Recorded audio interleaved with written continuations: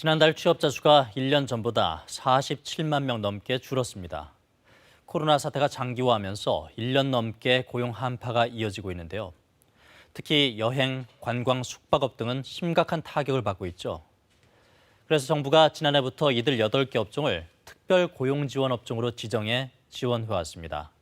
일정 기간 휴업수당의 최대 90%까지 정부가 보전을 해서 해고나 감원을 최소화하도록 한 것인데요.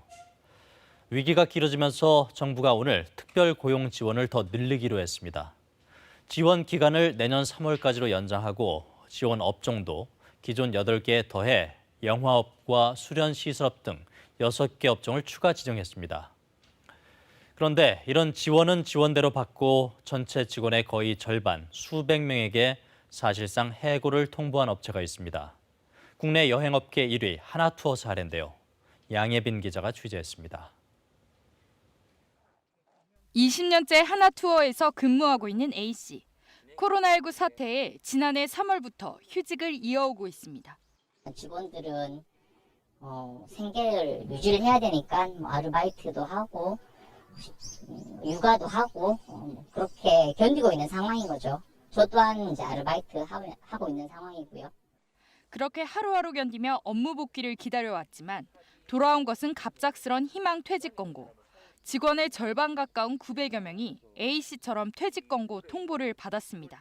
1월 중순에 본부장님한테 이메일이 왔었어요. 회사가 힘들고 하니 이런 유로금 좀 있으니까 좀 고민해봐라는.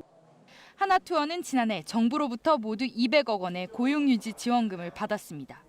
지원금을 받은 뒤 한 달 안에 직원을 해고하면 고용유지 의무 위반입니다. 그러나 하나투어는 지난해 11월까지 지원금을 받고 2달째인 올해 1월 퇴직 권고를 했습니다. 적자를 해소하고 온라인 여행사로 전환하기 위한 선택이라는 게 하나투어 측의 해명입니다. 노조 측은 법적 책임을 피하려는 꼼수라며 반발하고 있습니다. 하나투어 사용자는 정말 모든 자국책과 수단을 사용하였는지 얘기할 수 있겠는가? 최소한 인적 구조적만큼은 노사가 충분히 대화하고 무겁게 결정해야 하는 사항이라고 하는 것이다. 지난해 투입된 고용유지 지원금은 2조 2천억 원. 대규모 지원이 이루어지는 만큼 고용유지 의무를 좀 더 구체화해야 한다고 전문가들은 조언합니다. 전체적인 규정과 제도는 만들지만 특정 산업 업종이 파급 효과가 큰 업종 기업 사례에 대해서는 MOU 양해각서를 체결하는 게 바람직하죠. 한편 여행업계 2위인 모두투어는 지난 1월 유급휴직을 연장하며 고용 유지를 위해 노력하고 있습니다. KBS 뉴스 양혜빈입니다.